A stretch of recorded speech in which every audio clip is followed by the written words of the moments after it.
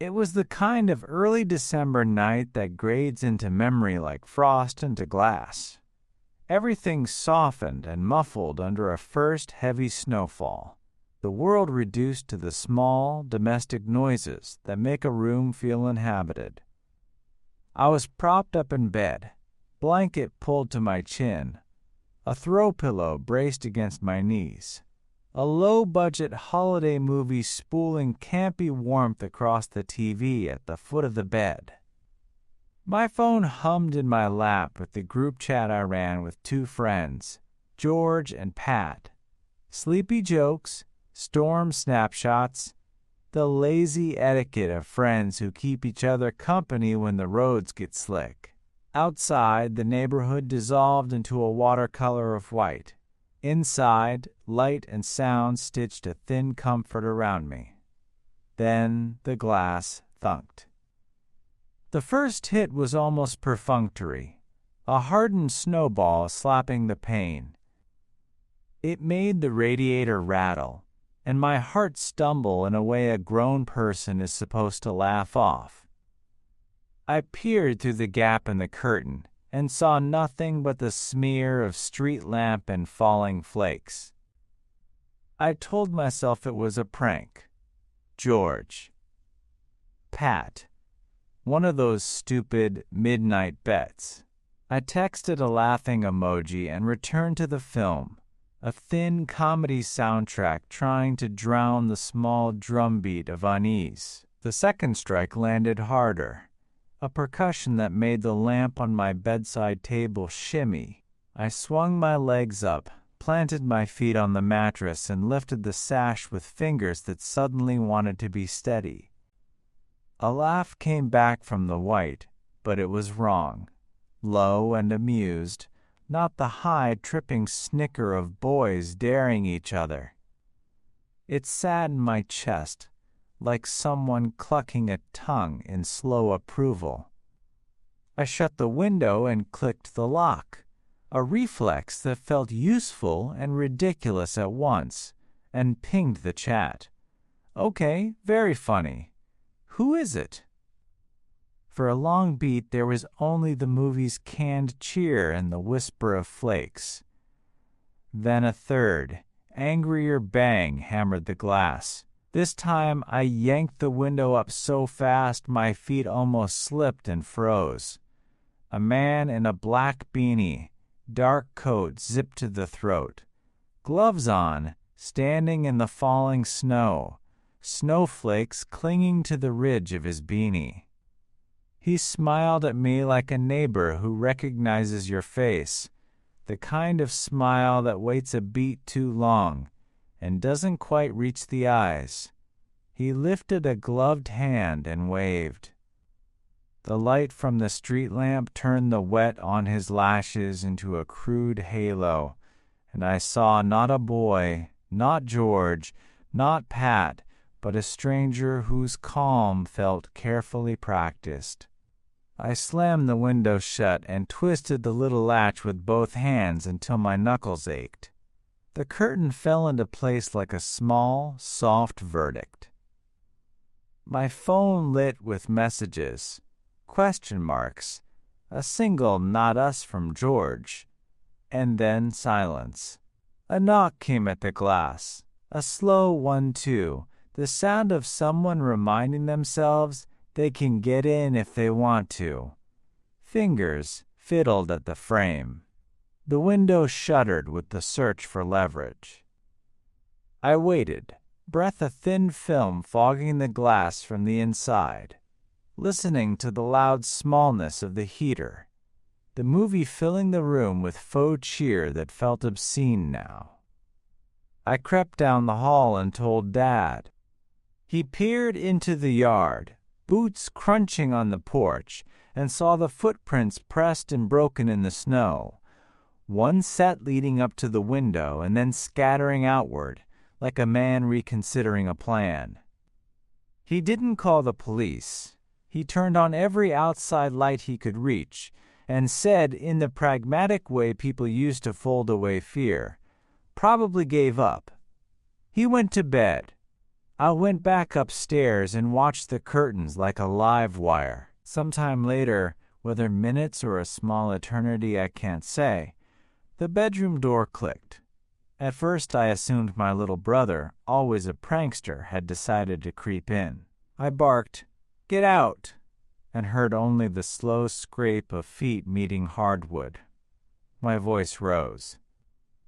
The silhouette in the doorway sharpened. The same black beanie, the same dark coat, the same patient, empty grin. He raised a single finger to his lips, a tiny, obscene injunction, and walked across the room with that calm that belonged to people who have practiced stealing silence.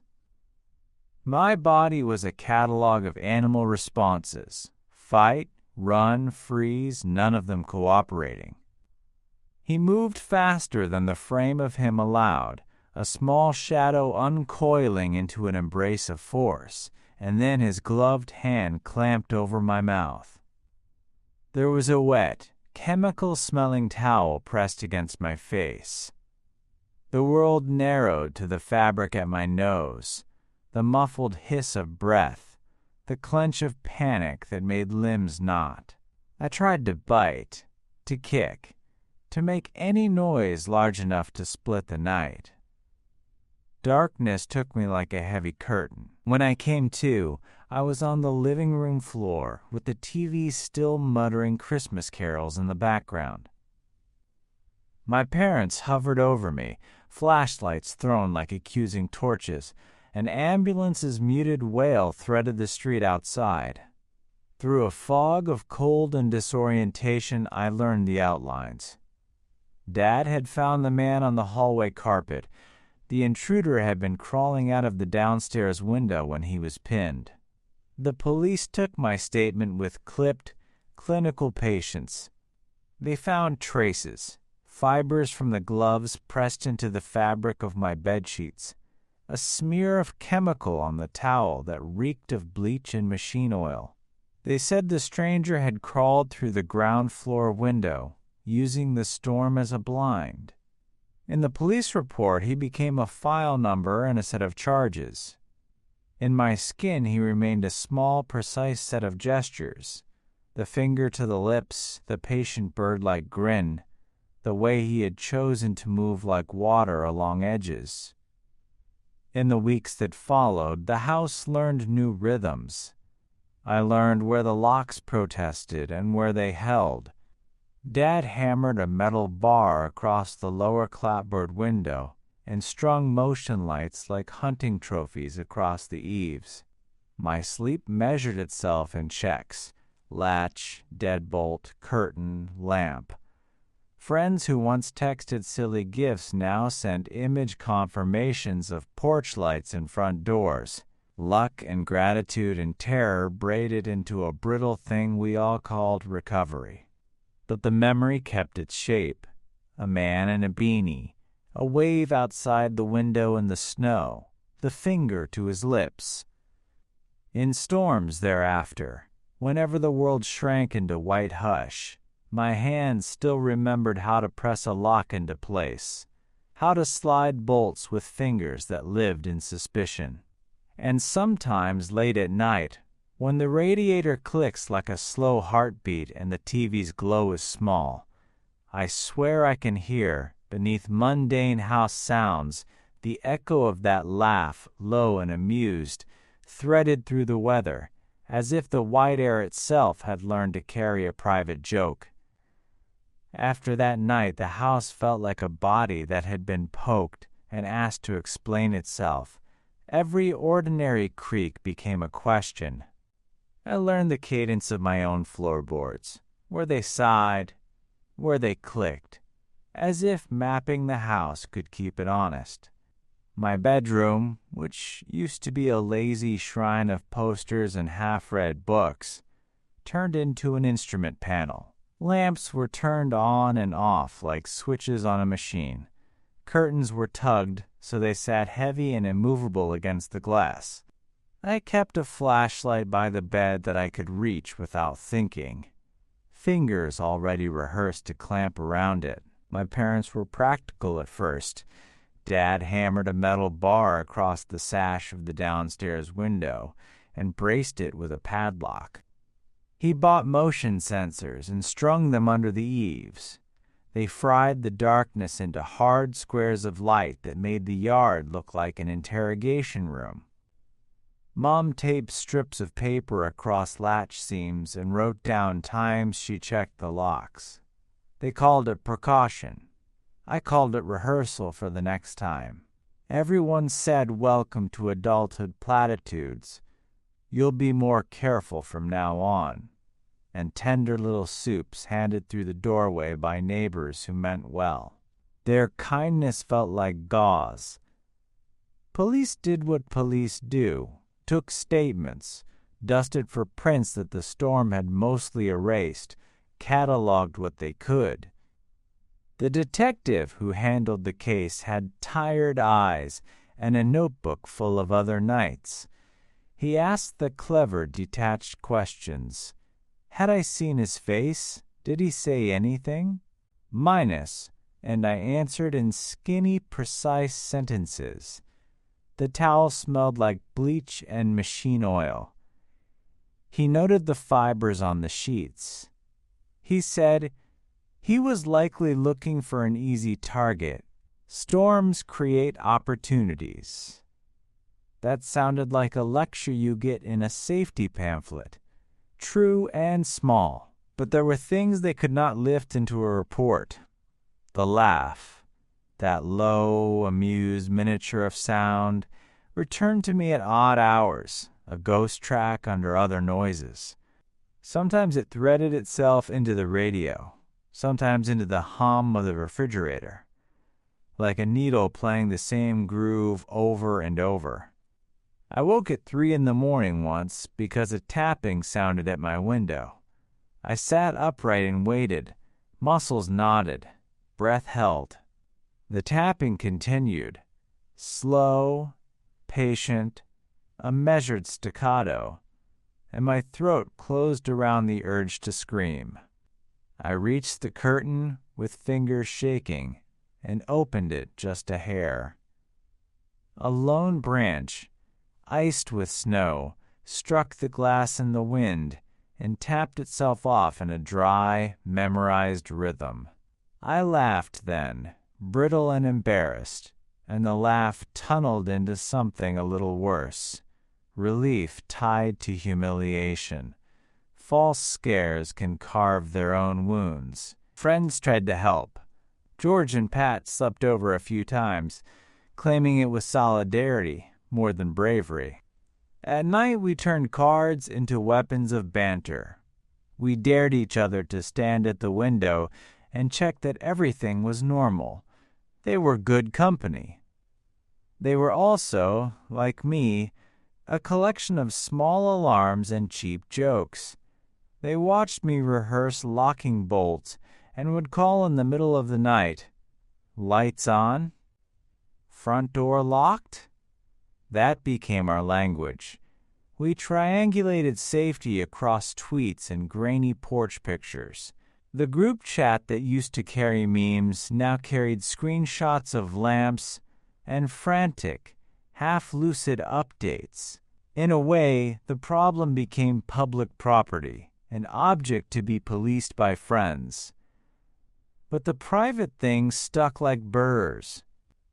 I started dreaming the predatory calm of that man, the finger to the lips, the towel, the hush. I would rehearse fights in the dark with the slow, meticulous plots of an amateur tactician. I'd imagine waking up and finding him gone, the window unlatched, his shadow disappearing into the white. Sometimes I'd imagine waking and finding him still there, sitting cross-legged on the floor like a man who had been invited. Objects remembered him too. The curtains kept a faint dusting of the chemical smell that stuck to the towel. Once, months after the incident, a friend's voice on the phone made me startle so hard I dropped my coffee. and the spill sizzled like a minor alarm. I could smell bleach for a second, and that scent unspooled the whole night. The towel, the glove fibers, the wet darkness. Sensation, I learned, could be a trap door into memory. There were small invocations of normal, of course. School returned. Routines were picked up, like someone trying on clothes that still smelled like the store. People began to stop asking if I was okay. Normalization is a softer sort of erasure. Yet every white night, the early snows when the world got soft again, wrapped my throat tight with caution. My hands learned to lock bolts, not because of logic, but because of muscle memory. I had a litany of tiny checks I walked through before sleep, and those rituals made me feel slightly less like a prey animal.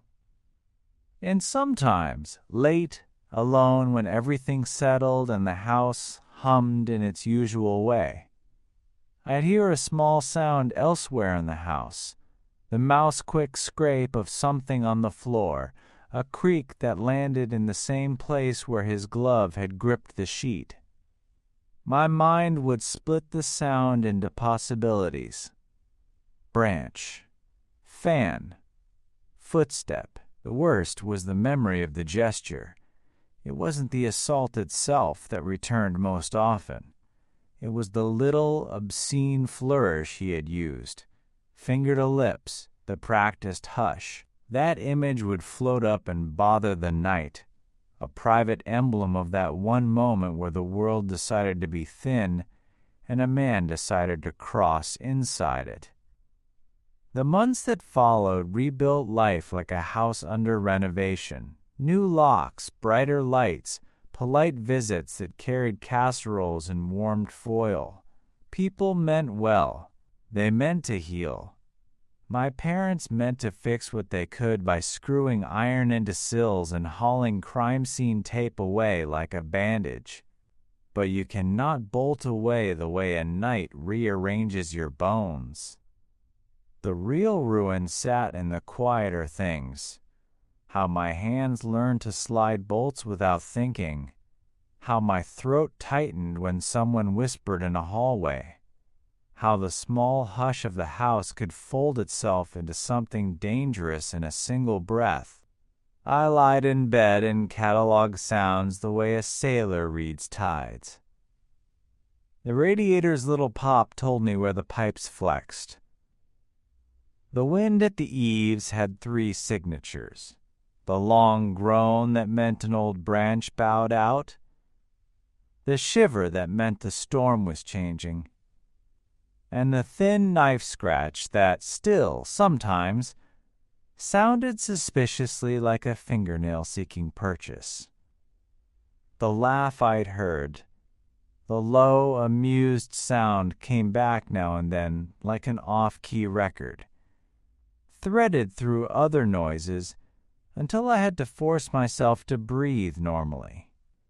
Often I woke at 3 in the morning and listened until dawn fell like a mercy.